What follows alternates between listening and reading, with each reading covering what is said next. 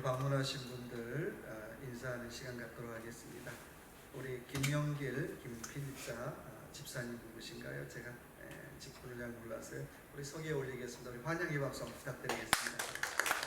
우리 정원호 선생님께서 인도해 주셨습니다. 감사합니다. 또 오랜만에 우리 성기철 집사님 또 방문하셨습니다. 우리 인사 한번 드리겠습니다. 네, 감사합니다. 우리 옆에 보라고 한번 인사 한번 할까요? 잘 오셨습니다. 라고 한번 인사합시다. 네, 은혜 받고 갑시다. 주신 말씀 가지고 세 종류의 만남이라는 말씀의 제목으로 주신 은혜 같이 나누기 원합니다. 여러 해 동안 골프를 친 90이 넘은 노인 두 분이 계셨어요. 어느 날 한 어르신이 그런 얘기를 했어요. 과연 천국에 가면 천국에도 골프장이 있을까? 라는 질문을 했어요. 한번 내기 한번 할까? 먼저 간 사람이 천국에 골프장이 있는지 꼭 와서 알려주기로 내기를 했습니다. 그리고 한 친구가 먼저 정말 돌아가셨어요. 두 번째 있던 친구가 문상을 갔죠. 문상을 가자마자 이 친구가 갑자기 깨어났어요. 친구가 내가 할 얘기가 있는데 천국에 가보니까 골프장이 있어. HCC라고 Heaven Country Club이라고. 기가 막혀. 더 좋은 건 페어웨이가 얼마나 넓은지 그냥 막 쳐도 기본은 파요. 조금만 신경 쓰면 버디할 수 있어. 살아있던 두 번째 친구가 너무너무 기분이 좋았어요. 와, 나도 버디할 수 있잖아. 그때 그 친구가 걱정하지 마. 다음 주 화요일에 자네 티타임이 잡혀 있어. 무슨 얘기인지 한번 모르는 것 같아요. 자, BC 753년부터 AD 420년까지 서로마 제국이 멸망하기까지 로마는 1000년이 넘도록 전 세계를 다스립니다. 물론 그 외에도 동로마 제국이 1000년을 더 다스리죠. 그래서 그 당시에 로마는 로마의 언어, 로마의 문화, 로마의 건축 기술로 전 세계를 통일합니다. 그래서 로마 하면 전 세계 유행의 대명사가 되었고요. 로마의 말인 헬라어는 전 세계의 공용어가 되었고요. 로마의 건축 기술은 전 세계 도시들의 모양을 바꿔놓았습니다. 특별히 로마 사람들은 길 닦는 걸 굉장히 좋아했어요. 점령하면 맨 먼저 공병부대하고 노예가 투입이 돼요. 그래서 왕복 2차선에 마차가 다닐 수 있도록 길을 닦습니다. 그래서 많은 사람들의 얘기 속에 모든 길은 어디를? 로마로 통한다라는 말이 생겼어요. 근데 평생 나는 그 길을 가고 싶어, 나는 그 길을 꼭 한번 가보고 싶어 하는 꿈을 가진 사람이 있었습니다. 누구죠? 바로 사도 바울이에요. 왜 갑니까? 라고 질문하면 로마의 문화를 보고 싶어서요? 로마의 패션을 보고 싶어서요? 로마의 유행을 보고 싶어서가 아니라 복음 전하고 싶어서. 나는 복음 전하고 싶어서 나는 그 길을 가고 싶습니다. 나는 복음 전하고 싶어서 나는 그 길을 걷고 싶습니다. 라고 하는 꿈과 소망을 가지고 있었다라고 하는 것입니다. 박스 오브 로마가 아니라 가스펠 오브 로마로 그 길을 오늘 걷고 있어요. 바울은 오늘 그 길을 걸으면서 세 종류의 사람과 만나게 됩니다. 그리고 그 만남을 통해서 하나님께서 바울에게 주신 은혜, 또 하나님께서 자신의 인생에 주신 은혜를 오늘 고백하고 있습니다. 자, 첫 번째 만남 궁금하시죠? 누구 만날까요? 7절 한번 볼까요? 같이 읽어볼까요? 이 섬에서 가장 높은 사람 보블리오라는 이가 그 근처에 토지가 있는지라 그가 우리를 영접하여 사흘이나 친절히 머물게 하더라. 자, 첫 번째 누구와 만나는 거예요? 친절한 누구죠? 친절한 금자씨가 아니라 친절한 누구예요? 보블리오와 만나는 거예요. 첫 번째는 친절한 보블리오와 만남이 있어요. 자, 멜리데, 지금의 몰타죠. 그 섬의 추장인 보블리오와 만나요. 바울이 풍랑을 만나 멜리데, 지금의 남유럽 지중해에 있는, 지금이야 인구 40만 되지만 그때는 그만큼 되지 않았겠죠. 몰타 섬에 도착해서 보블리오라고 하는 추장을 만나요. 근데 이 보블리오라고 하는 추장이 바울 일행을 너무나 따뜻하게 대접을 해줘요. 근데 아마도 보블리오는 누구를 가리지 않고 잘 대접해주는 사람 같아요. 누구를 가리지 않고 잘 섬기는 사람 같아요. 목사님 제가 좀 섬기거든요 라고 하면서 목사님 이 사람 안 되고 그 사람 안 되고 그 사람 안 되고 그것도 안 돼요. 가리는 건 진정한 섬김이 아니죠. 여러분 모든 건 다 마찬가지잖아요. 내가 잘 섬긴다라고 하는데 가리는 대상이 많고 조건이 많고 따지는 게 많으면 진정한 섬김이 될 수가 없다는 거예요. 또 내가 봉사한다고 하는데 이거 안 되고 저거 안 되고 그거 안 돼요. 뭐 따지는 게 많고 가리는 게 많으면 진정으로 봉사가 되지 못하더라고 하는 것입니다. 저희 교회 장로님 중에 한 분이 목사님들을 만나면 늘 잘 대접을 해요. 이제 궁금해서 물어봤어요. 아니 장로님, 우리가 그렇게 잘나지도 않은데 왜 그렇게 잘 대접해 주세요? 라고 물어보면 장로님이 한결같이 하는 얘기가 있어요. 아니 목사님, 제가 밥 한 그릇이라도 대접하면 목사님 진정으로 기도해 주시잖아요. 저는 그 기도가 이루어질 줄로 믿거든요. 그래서 내가 대접하는 일만큼은 남에게 뒤지지 않고 싶어요. 그 마음으로 섬기면 되는 거예요. 그 마음으로 대접한다는 거예요. 얼마나 참 귀한 마음이에요. 오늘 7절의 말씀 보니까 며칠을요? 사흘을 유숙하게 했다는 거예요. 몇 명을요? 276명을 사흘 동안 대접했다는 거예요. 돈 들어가고요, 마음 들어가고요, 얼마나 많은 신경이 쓰였는지 몰라요. 놀라운 건요. 자, 8절 한번 볼까요? 8절 같이 읽어볼까요? 버블리오의 부친이 열병과 이질에 걸려 누워있거늘 바울이 들어가서 기도하고 그에게 안수하여 낫게 하며. 자, 276명을 버블리오가 친절로 대접했더니 8절에 보니까 누가 낫다고 얘기합니까? 아버지가 낫대요. 아버지가. 열병과 이질이라는 얘기는 뭐 장티푸스나 콜레라 종류 아니겠어요? 이 병에 걸리면 열이 40도 이상 올라가고 잘못하면 2주 안에 다 죽는 병이에요. 한번 따지고 보자고. 한번 생각해 보자고요. 어떻게 이런 일이 가능했을까? 버블리오의 작은 친절 하나가 아버지를 낳게 되는 거예요. 버블리오의 작은 친절 하나가 멜리네 사람들을 영적으로 구원받게 하는 놀라운 역사를 일으키게 되었더라고 하는 것입니다. 여러분, 저와 여러분의 인생 어떠신가요? 저와 여러분이 베푼 작은 친절 하나가 어떤 축복, 어떤 열매를 맺게 될지 몰라요. 사람 보고 에이 참 난 그것도 아닌 것 같아. 가만히 보시라는 거예요. 그렇게 본다면 작은 일에 소홀히 해서는 안 된다라고 하는 거예요.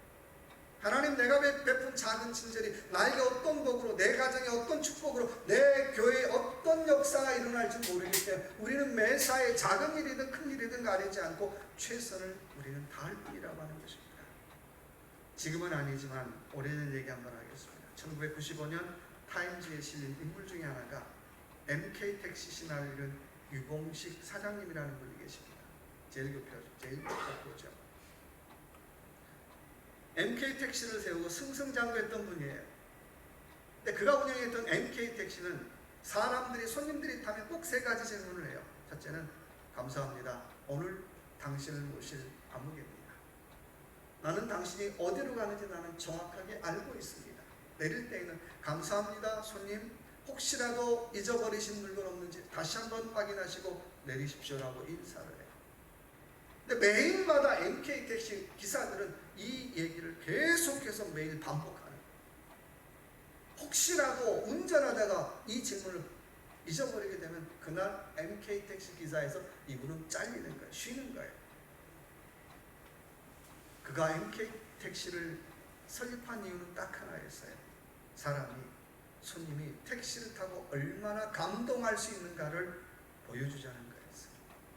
야, 내가 택시 타고도 이런 감동을 받는구나. 내가 택시 타고도 이런 즐거움이 있구나. 내가 택시 타고도 이런 기쁨이 있구나라고 하는 그 마음이 MK택시 신화를 이루었다라고 하는 것입니다. 에브레서 13장 2절의 말씀에 아브라함은 부지 중에 천사를 대접했다라고 말씀하고 있어요. 작은 친절 하나가 큰 축복을 낳더라는 거예요. 오늘 버블리오의 작은 친절 하나가 가정의 아버지를 낳게 하고 멜리네 섬의 수많은 사람들의 영혼을 구원시키는 놀라운 축복의 역사를 이루더라고 하는 것입니다. 자, 그런 측면에서 본다면 멜리네 사람들에게 풍랑은 뭘까요? 하나님의 은혜고 하나님의 축복의 기회죠. 당장은 왜 우리가 이런 풍랑을 만났을까? 왜 우리가 이런 고난을 만났을까라고 얘기하는데 그 풍랑 덕분에 한 사람의 영혼이 살고 그 풍랑 덕분에 멜리네 섬의 사람들의 심령이 구원받는 놀라운 역사가 일어나더라고 하는 것입니다. 그렇다면 하나님의 계획에는 우연이 없다는 거예요. 다 의미가 있는 줄 믿습니다. 여러분 혹시라도 지금 내가 만나는 풍랑이 있습니까? 사업장에, 가정에, 직장에, 또 내 심령에 풍랑을 만나고 있습니까? 그렇다면 내가 그 풍랑 속에 만나는 사람들을 소중히 여기려는 거예요. 풍랑 속에 만나는 사람에게 친절을 베풀라는 거예요. 풍랑 속에 만나는 사람에게 예수를 전하라고 하는 것입니다. 풍랑 속에 만나는 사람에게 은혜를 전할 수 있는 저와 여러분의 삶이 되시길 주님의 이름으로 축원합니다. 로마서 8장 28절의 말씀에 그 부르심을 입은 자들에게는 모든 것이 합력하여 선을 이루느니라고 말씀하고 있어요. 날마다 합력하여 선을 이루신 하나님의 능력을 믿으라는 거예요. 그렇다면 내 가정에서, 내 직장에서, 내 교회에서 좀 작은 친절 좀 베풀어 버려요. 주일날 교회 올 때 어떻게 와요? 막 인상을 풀고 와야지. 이렇게 보면은 아버지가 어떻게 해요? No welcome, no welcome 그러지 않나요? 최소한 내가 어떻게 해요? 아버지 만나러 오는 기분이라면 어때요? 얼굴 풀고 와야 되잖아요. 하나님 앞에 좀 작은 친절 베풀어 보려는 거예요. 또 성도들 앞에 작은 친절 베풀어 보려는 거예요. 내가 살면서 친절하신 집사님, 친절하신 장로님, 친절하신 권사님 이 얘기 좀 듣고 살아보려는 거예요. 우리 옆에 분한테 한번 불러봅시다. 자, 친절하신 집사님, 친절하신 권사님, 친절하신 장로님 시작.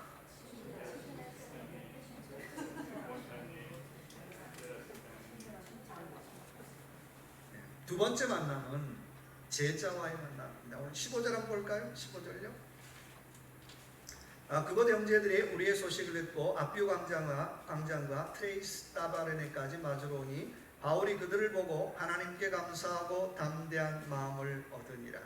두 번째 만남은 제자와의 만남이에요. 자, 바울이 전한 복음을 듣고 받아들여 그리스도의 제자가 된 사람들과 두 번째 만나고 있어요. 자, 얼마나 감격적이에요. 제가 몇 년 전에 제가 교회학교 때 가르친 아이가 대학을 졸업하고 선교사 훈련을 받으러 간다고 저한테 인사드리러 왔어요.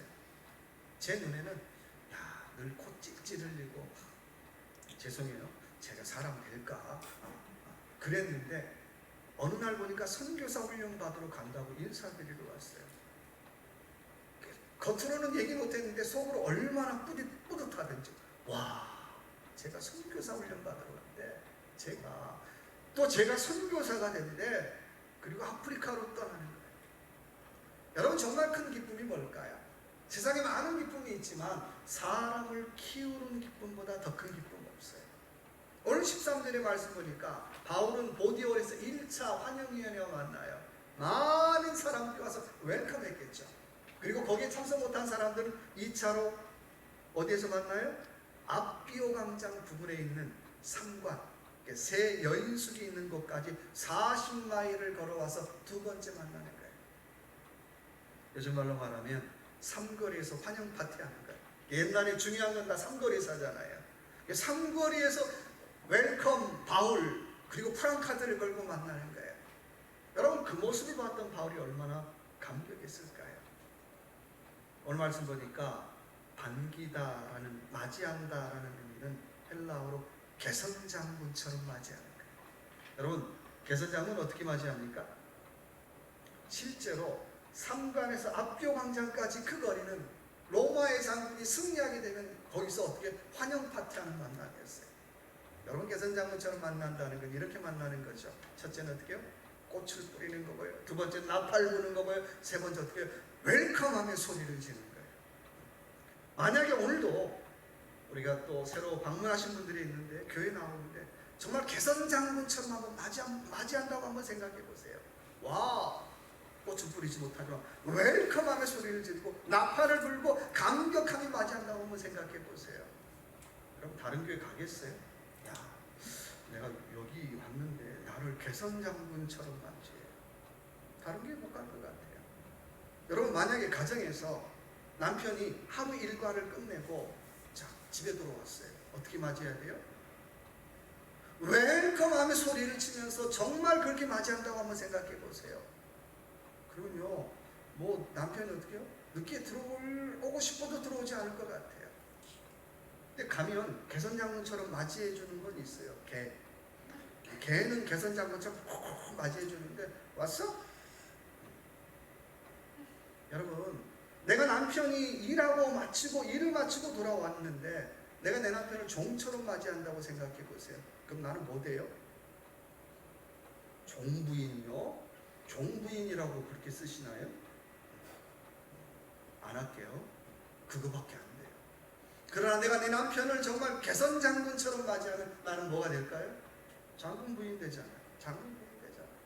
오늘 바울이 이 앞비오 강자에서 3강까지 거리 속에 두 번째로 환영인파를 만났는데 개선장군처럼 맞이해요. 바울 환영합니다. 환영합니다. 환영합니다. 잘 오셨습니다. 우리의 선생님 바울 잘 오셨습니다라고 오늘 환영식을 연 거예요.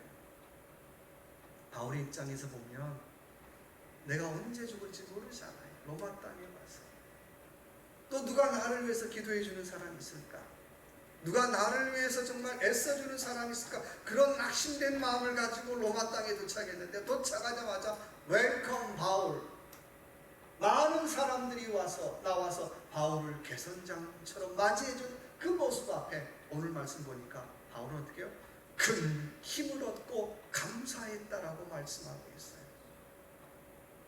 바울이 로마 사역을 뭘로 시작합니까? 감사로 시작하고 있어요. 야, 내가 이러다 어떻게 하면 내가 잘못하면 죽을지 몰라. 내가 어떻게 하면 내가 정말 이거 내가 힘들 것 같아. 짜증이나 불평이 아니라 수많은 사람들의 위로 속에 하나님 감사합니다. 여기도 나를 위해 기도해 주는 사람이 있네요. 하나님 감사합니다. 여기도 나를 위해서 눈물로 기도해 주는 사람이 있습니다. 하나님 감사합니다라고 감사로 로마의 사역을 시작하고 있다는 거예요. 여러분, 우리가 뭘 하든지 간에 감사로 시작할 수 있는 저와 여러분 되시길 주님의 이름으로 축원합니다. A 목사님, 뭐 감사할 일이 있습니까? 가만히 찾아보시면, 가만히 찾아보시고 돌아보시면 감사할 조건이 얼마나 많은지 몰라요. 늘 얘기하는 것처럼 내가 하나님 앞에 감사하면 하나님은 자꾸 감사할 조건들, 감사할 이유들, 감사할 일들을 붙여주시더라는 거예요. 오늘도 오정훈 집사님 헌금했는데요, 범사에 감사합니다. 범사에 감사합니다. 매주 올리죠. 근데 제가 그 사업장을 가끔 가보면요, 감사할 일이 별로 없어요. 종업원은 속색이지, 손님들이 주인이 한눈 팔면 슬쩍 해가지, 주변에는 홈리스 친구들 너무너무 많지. 별로 감사할 조건 없어요. 그런데요, 범사에 감사합니다라고 항상 고백해요.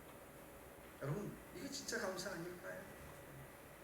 별로 감사할 일이 없는데 그래도 내가 살아있으니 감사하고, 오늘 내가 이만큼 운영할 수 있으니 감사하고, 오늘도 내가 또 새로운 날을 맞이할 수 있으니 감사하고, 오늘도 내가 하나님 앞에 예배할 수 있으니 감사하고, 그런 범사의 감사 조건들을 찾고 하나님 앞에 범사의 감사의 물을 드리라고 하는 것입니다. 바로 목회자는 그런 분들 만나면요, 힘나요. 제가 멕시코 단기 선교를 갔을 때 얘기인데요, 선교지 가면 저희가 이제 가지고 온 물건으로 다 이렇게 셋업을 하잖아요. 근데 한 주 동안 단기 선교를 하는데 화장실에 휴지만 놔두면 없어지는 거예요. 그래서 내가 죄송해요, 어떤 놈이 가져가나 가만히 봤는데 숨어서 보는 거예요. 얼렐레? 그 교회 집사님이 가져가요. 또 갖다 뽑아놓으면 얼렐레? 그 교회 멕시코 장로님이 가져가는 거예요. 제가 너무 화가 나가지고 성교사님한테, 성교사님, 아니 이 교회 교인들은 무슨 화장지까지 다 빼갑니까? 야이 목사님, 여기가 어려워서 그래요. 너무 어려워서 화장지 하나 구하기도 어려우니까 와서 빼갑니다. 아니 성교사님 속상하지 않으세요? 조금만 시간 주세요. 언젠가는 바뀔 거예요. 언젠가는 변할 거예요. 그래도요, 교회 나오니 감사하고요, 그래도 교회 와서 봉사하니 감사하잖아요. 제가 크게 배웠어요. 여러분, 범사에 감사할 수 있는 저와 여러분의 삶이 되시길 주님의 이름으로 축원합니다. 세 번째는 우리 17절 한번 볼까요? 17절요. 자, 사흘 후에 바울이 유대인 중 높은 사람들을 청하여 그들이 모인 후에 이르러, 여러분 형제들아, 내가 이스라엘 백성이나 우리 조상의 관습을 배척한 일이 없는데 예루살렘에서 로마인의 손에 죄수로 내준 바 되었으니. 세 번째 만남은 바로 선교 대상자들과의 만남이에요.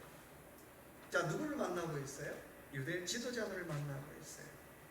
유대 지도자들을 만난 바울이 뭐라고 얘기합니까? 복음만이, 예수만이 소망임을 전하고 있어요.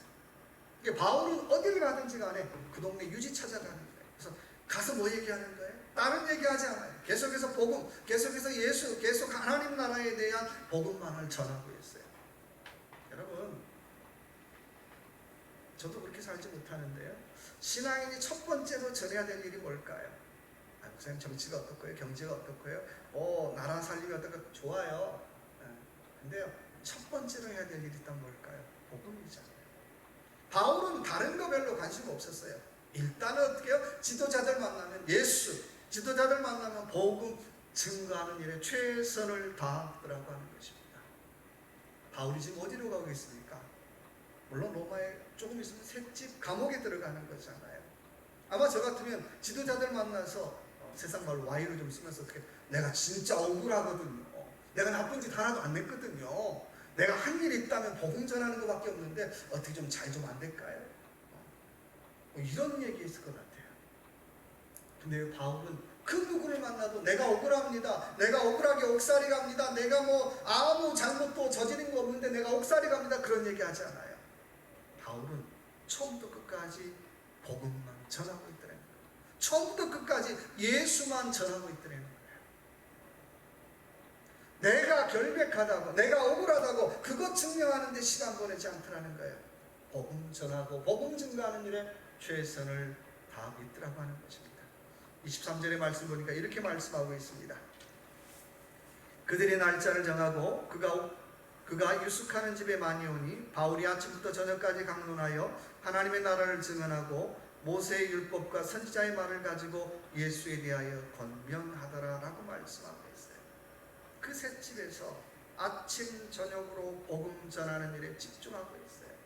나 억울하다라고 나의 결백을 증거하는 일에 시간 보내지 않더라는 거예요. 여러분, 내가 억울한 일이 있으면 또 속상한 일이 있으면 그거 억울하다가 속상하다고 그거 거기에 시간 낭비하지 말라는 거예요. 여러분, 바울이라고 사생활이 없었겠어요? 프라이빗이 있겠죠. 이것도 좀 쉬고 싶은데, 나 혼자 이거 조용히 있고 싶은데, 이거 프라이빗에 좀 좀 주세요. 사생활이 있을 수 있잖아요. 근데요, 바울은 한 번도 아침 저녁으로 찾아오는 사람들을 거절한 적이 없어요. 이 시간도 좀 있어야죠. 거절한 적이 한 번도 없고 그들에게 예수 그리스도의 복음을 전하고 있더라고 하는 것입니다. 그러나 오늘 저와 여러분 어떤가요? 너무 프라이빗 따지잖아요.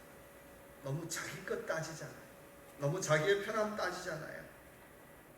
너무 자기의 욕심 따지잖아요. 너무 자기의 형편 따지잖아요. 여러분, 그렇게 따지면 우리는 아무것도 못해요. 이 형편 저 형편 따지면 복음은 언제 전하겠어요? 이 형편 저 형편 따지면 내가 신앙생활 언제 하겠어요? 멕시코 이영성 선교사님이 하고 얘기하면서 목사님 한번 들어오세요. 그래서 내가 저도 코로나 때문에 그랬더니 그 얘기를 하면서도 굉장히 미안해요. 저쪽에서 선교사님이 코로나 때문에 작년에 또 선교팀이 하나도 안 들어왔고 올해도 한 팀도 안 들어왔습니다. 근데 저도 어떻게 코로나 때문에 똑같이 핑계대고 있더래요. 가면 고생이죠. 우기에 2000m가 넘는 산을 걸어 올라가야 돼요. 안 봐도 너무너무 힘들어요. 근데 복음이 쉽게 전해지겠느냐는 거예요. 은혜가 쉽게 전해지겠어요? 은혜는 손과 발이 고생해야 전해지고 복음은 손과 발이 고생해야 전해지는 겁니다. 사도행전 1장 8절에 오직 성령이 너희에게 임하시면 너희가 권능을 받고 예루살렘과 유대와 사마리아와 땅끝까지를 내 증인 되리라고 말씀하고 있어요. 여러분, 우리가 그리스도인 됐다는 건 내가 훈련받기로 작정한 거예요. 훈련받기. 내가 하나님의 좋은 군사로 내가 훈련받기로 작정한 거예요. 말은 내가 하나님의 좋은 군사가 되겠습니다라고 하는데 훈련 받고 계시냐는 거예요. 한국이 25,000명의 선교사가 파송된 나라예요. 근데요, 과연 좋은 훈련받은 선교사가 얼마나 많이 파송되었느냐는 거예요. 교회는 영적으로 훈련받는 거예요. 내가 영적으로 훈련받으려고 하지 않으니까, 영적으로 훈련받지 않고 대접만 받으려고 하니까 날마다 교회가 싸우고 날마다 교회가 트러블이 일어나고 문제가 일어나요. 또 훈련 받았으면 마땅히 좋은 군사로서 내 미션을 해야 되잖아요. 내 사명을 감당해야 되잖아요. 목사부터 내가 목사인데 대접을 해줘야지. 교회가 날마다 분쟁, 날마다 싸우죠. 아마 하나님께서, 예수님께서, 하나님께서 이 지구상에 있는 교회들을 보시면 그럴 것 같아요. 날마다 우물 안에 개구리. 훈련은 안 받으려고 하고 대접만 받으려고 하고 날마다 어떻게 싸우고 날마다 상처 주는 거예요. 여러분, 우리 스스로에게 한번 질문 한번 해보시기 바랍니다. 나는 신앙생활을 잘했다 못했다 그게 중요한 게 아니라 나는 복음을 위해서 무엇을 했는가라는 질문. 나는 내 남편을 위해서, 내 아내를 위해서 나는 무엇을 했습니다라가 아니라 나는 복음을 위해서 나는 무엇을 했는가, 나는 예수를 위해서 나는 무엇을 했는가, 교회를 위해서 나는 무엇을 했는가가 아니라 나는 복음을 위해서 무엇을 했는가라고 정직하게 질문해보는 이 한 주간의 삶이 되시길 주님의 이름으로 축원합니다. 같이 한번 이 시간 기도하십시다. 하나님, 오늘 우리의